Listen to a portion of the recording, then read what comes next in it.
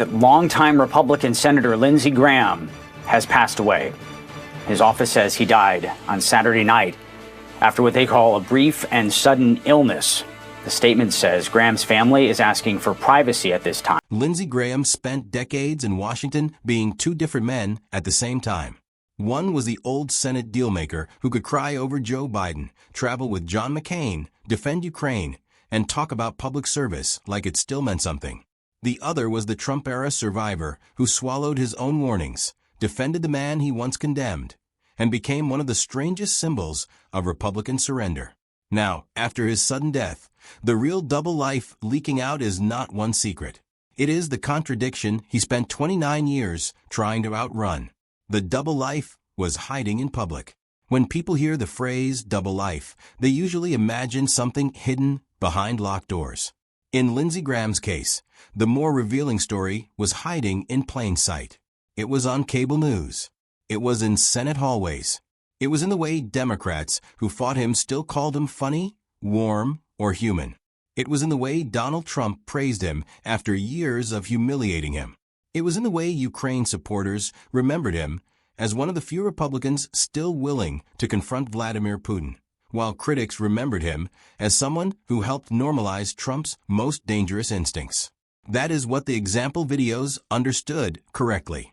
The story works because Graham was not one simple villain or one simple statesman. He was a bundle of contradictions. He could be vicious in politics and sentimental in private. He could defend the Senate as an institution and then help bend that same institution around Trump. He could call out Trump in 2015 with language that sounded final, then spend the next decade proving nothing in Washington is ever final if power is on the other side. That is the real hook. Lindsey Graham's double life was not that nobody knew who he was. It was that everyone knew a different version, and all of them were real enough to be uncomfortable. After his death, those versions began colliding. Joe Biden released a tribute that sounded like it came from an older political world, one where opponents could travel together, argue loudly, and still recognize each other's humanity. Trump, meanwhile, turned Graham's memory into proof of his own political narrative, praising the man who had once called him unfit. Online commentators reacted with anger, mockery, and old rumors. Foreign leaders looked at his work on Ukraine and Russia. South Carolina looked at the empty Senate seat he left behind. And suddenly, the question was not just what Lindsey Graham had done. It was who he had really been.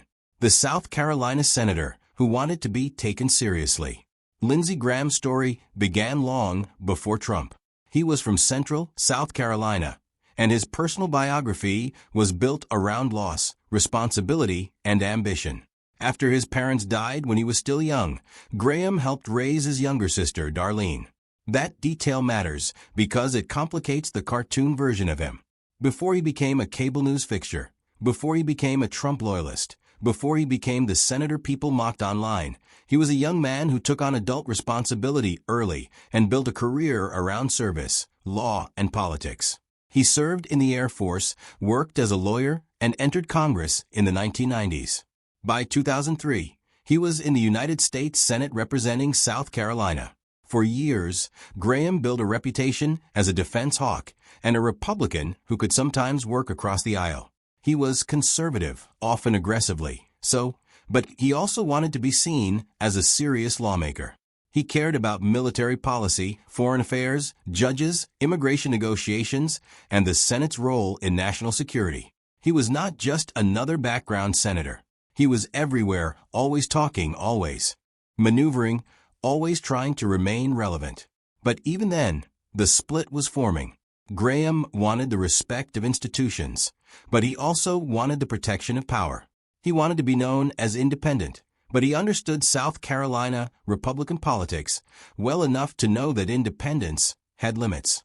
He could sound like a truth teller one day and a party soldier the next. That tension did not begin with Trump. Trump simply exposed it. The McCain shadow. To understand Graham, you have to understand John McCain. McCain was not just Graham's colleague. He was his closest political partner, mentor, and emotional anchor in the Senate. Together, they represented a particular kind of Republican foreign policy, hawkish, interventionist, intensely pro-military, and committed to the idea that America had to lead the world through strength. Whether someone agreed with that worldview or not, it gave Graham a moral structure. In McCain's orbit, Graham looked like a certain kind of Republican, tough on foreign enemies, willing to compromise on some domestic issues, and loyal to the Senate as a place where relationships still mattered. He could be sharp, funny, dramatic, and sometimes theatrical, but he had a lane. He was the national security Republican who traveled the world, defended allies, criticized isolationism, and saw Russia as a threat. His support for Ukraine later came from this same worldview. When Russia invaded Ukraine, Graham did not sound like the newer wing of his party that wanted to retreat from global commitments. He sounded like the old McCain-Graham Republican who believed Putin had to be confronted. But McCain also made Graham's later transformation look more painful. Trump mocked McCain. Trump attacked his war record. Trump insulted the very man Graham had loved and defended for years. In the old story, that should have been the line Graham never crossed. But Washington is full of lines that disappear when the voters move. And as Trump became the center of Republican politics, Graham faced the choice that defined the rest of his career: stand with the old code and risk being left behind, or adapt to the new one and survive. The Trump warning that became a confession. In 2015, Lindsey Graham seemed to see Donald Trump clearly. He did not offer mild criticism. He called Trump a race-baiting, xenophobic, religious bigot. He said Trump did not represent his party or the values of the men and women in uniform. At the time, those words sounded like a warning. Years later, they sounded like a confession from a man who knew exactly what he was about to excuse. That is the central contradiction of Graham's public life. He did not fall for Trump because he lacked information.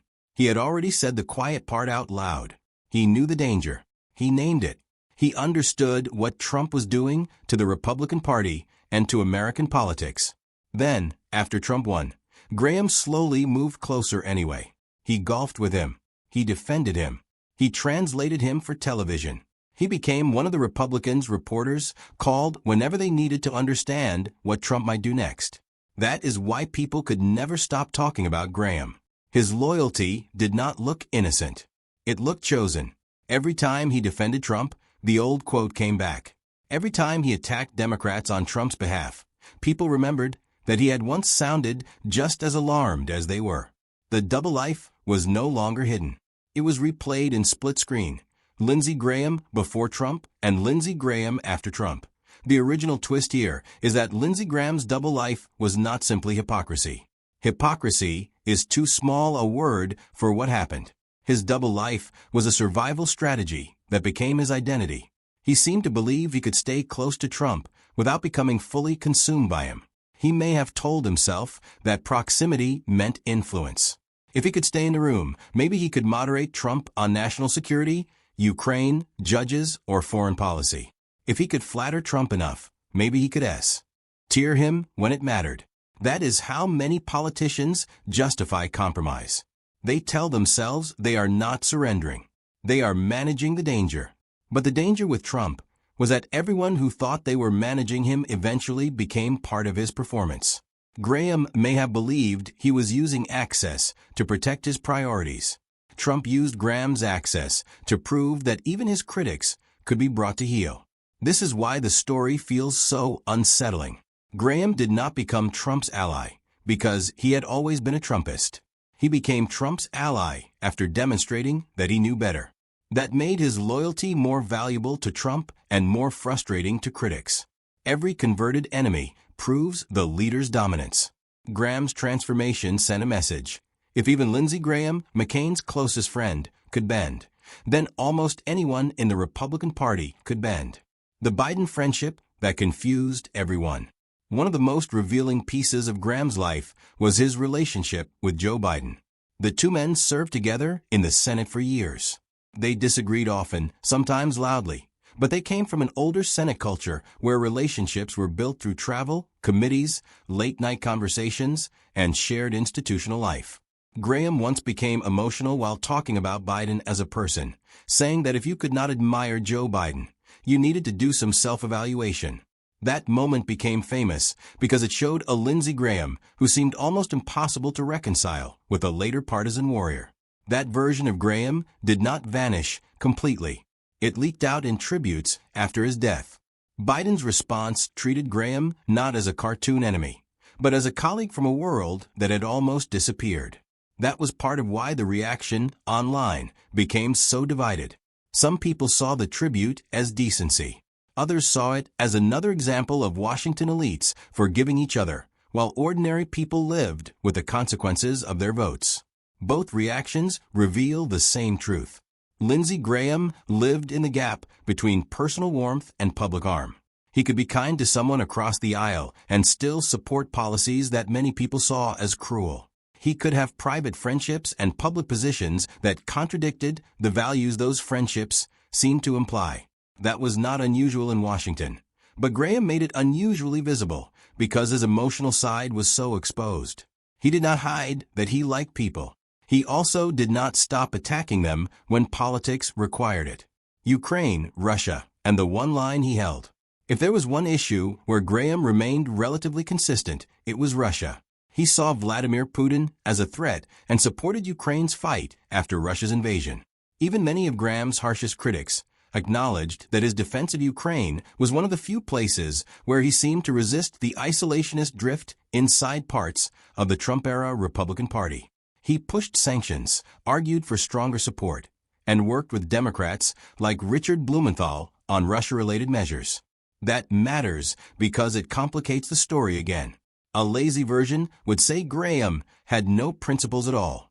The more interesting version is that he had some principles he would fight for and others he was willing to trade away. Ukraine was one of the causes that still connected him to the old McCain worldview.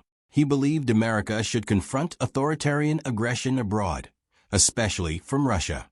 That belief did not fit neatly with Trump's softer posture toward Putin, and it sometimes made Graham's balancing act harder. In the final phase of his career, Graham was still pushing Russia sanctions. That became part of the legacy conversation immediately after his death. Some senators wanted to move forward with the legislation he had championed. That is where the old Lindsey and the Trump-era Lindsey collided again. His sanctions push was serious and bipartisan, but it also depended on navigating Trump's power. Even his foreign policy legacy had to pass through the political world that had transformed him. The Israel, Iran, and Saudi Arabia pressure point. The example script also mentions Iran, Israel, and Saudi normalization, and that belongs in the improved version because it shows how Graham saw himself near the end, as someone still operating at the center of global crisis. He was deeply involved in U.S. foreign policy debates around Israel, Iran, Saudi Arabia, Russia, and Ukraine. He liked being in the middle of the hardest problems. He saw himself as a senator who could talk to presidents, foreign leaders, generals, and intelligence officials, then appear on Sunday television to explain the stakes. That was part of his identity. Graham was not a quiet legislator who preferred the background. He wanted proximity to power. He wanted to be in the room. That desire helped him matter, but it also made him vulnerable. Because when politics changed, staying in the room required new sacrifices. Under McCain, proximity to power meant being part of an old hawkish Republican establishment. Under Trump, it meant flattering a leader Graham had once denounced. So when stories after his death mentioned his final conversations, foreign policy priorities, and unfinished agenda, they fit the larger pattern. Graham wanted to be remembered as a player, not a spectator. But the price of remaining a player was that he kept adapting to whoever controlled the board. After Graham's death, online discussion did not remain respectful for long. Rumors about his private life resurfaced immediately, especially old jokes and allegations around the nickname Lady G. Some commentators claimed that with Graham gone, people would now feel freer to speak. Others argued that focusing on private life speculation was unnecessary, cruel, or beside the point. The example videos lean hard into that reaction because it is clickable, emotional, and messy. But the stronger script should be clearer. Unverified claims about someone's private sex life should not be treated as proven fact just because the internet wants a scandal. The real story does not need that to be powerful. Graham's public record already contains enough contradiction. He supported policies that hurt LGBTQ Americans, while also becoming the subject of long-running speculation and jokes. That tension fueled outrage. But the important political issue is not whether a rumor is true. It is the hypocrisy people perceived between public moralizing and private ambiguity. This is the safer and stronger angle. The leak that matters is not gossip. It is the way death removed the polite filter around his legacy. People who felt harmed by his politics did not want to pretend he was merely a charming colleague. People who knew him personally wanted to remember his humanity. People who watched his Trump transformation saw a cautionary tale. All of those reactions leaked out at once, and together they painted a more complicated portrait than any single rumor could. The tributes that exposed the split. The reaction to Graham's death exposed the country almost as much as it exposed him. Biden remembered a Senate colleague. Trump remembered an ally and immediately folded Graham into his own political messaging. Ukrainian voices remembered someone who had stood with them against Russia. Critics remembered a senator who supported conservative judges, opposed same-sex marriage, backed hardline foreign policy, and helped protect Trump when it mattered. Cable news hosts debated whether civility was still owed to powerful people whose policies had hurt vulnerable communities. After Graham's death, South Carolina Governor Henry McMaster appointed Darlene Graham to fill the remainder of his Senate term. Her swearing-in on July 14, 2026, added a deeply personal layer to the story because Darlene was not just a political placeholder. She was the sister Lindsey helped raise after their parents died. That brought the story back to the beginning. Before the Senate, before Trump, before McCain, before cable news, there was a family tragedy that shaped Graham's sense of responsibility. Darlene's appointment was historic for South Carolina and symbolically powerful for Graham's legacy. It suggested that even after a career defined by national fights, the final handoff was intimate. His seat passed, temporarily, to the person whose life had been tied to his earliest adult responsibilities. That does not erase the controversies. It does not settle the arguments, but it gives the ending a strange symmetry. So what was Lindsey Graham's double life? It was not just one hidden secret or one whispered rumor. It was the split between the man he seemed to know he should be and the man politics rewarded him for becoming. It was Biden's friend and Trump's defender, McCain's partner and Trump's survivor, Ukraine's ally and MAGA's translator, the Senate institutionalist and the television combatant, the man who warned America about Trump and the man who helped make Trump acceptable to Republicans who once had doubts. That double life is more revealing than any tabloid story because it explains something bigger than Lindsey Graham. It explains what happened to a whole wing of the Republican Party. Many of them saw Trump clearly at first. Many of them criticized him. Many of them said he was dangerous, unserious, immoral, or unfit. Then he won, and they adjusted. Some adjusted quietly. Graham adjusted in public, on camera, year after year, until the adjustment became the story. The tragedy is that Graham may have believed he could keep both selves alive. He may have believed he could remain the old foreign policy hawk, the Senate dealmaker, the funny colleague, the friend of Biden and McCain, while also becoming the Trump ally South Carolina Republican politics demanded. But the longer he played both roles, the harder they became to separate. By the end, people could choose whichever Lindsey they wanted to remember, because he had given them evidence for all of them. Why? It is finally leaking out. It is finally leaking out because death freezes a public life and forces everyone to decide what the story was. While Graham was alive, every contradiction could be explained as strategy, timing, loyalty, or survival. After death, the explanations become weaker. The record remains. The quotes remain. The videos remain. The votes remain. The friendships remain. The reversals remain. And the people who were hurt, helped, amused, disgusted, or protected by him all start speaking at once. That is why the internet could not settle on one reaction. Some people mourned. Some mocked. Some were angry at the tributes. Some focused on Ukraine. Some focused on Trump. Some resurfaced old rumors. Some remembered the funny senator they knew privately. But together, the noise told the truth. Lindsey Graham spent decades making himself impossible to categorize cleanly. The double life was not hidden for 29 years. It was tolerated for 29 years. Washington tolerated it because Washington loves useful contradictions. Voters tolerated it because partisanship rewards survival. Media tolerated it because Graham was always good television. And Graham himself tolerated it because it kept him near power. Only after he was gone did the contradiction become the whole story. So what do you think? Was Lindsey Graham a survivor who stayed close to power so he could influence it? Or was he the clearest example of what Washington does to people who want to keep their seat at any cost? Drop your thoughts in the comments. And if you want more stories about the hidden contradictions behind America's most powerful political figures, make sure to like this video, subscribe to the channel, and turn on notifications so you do not miss the next one.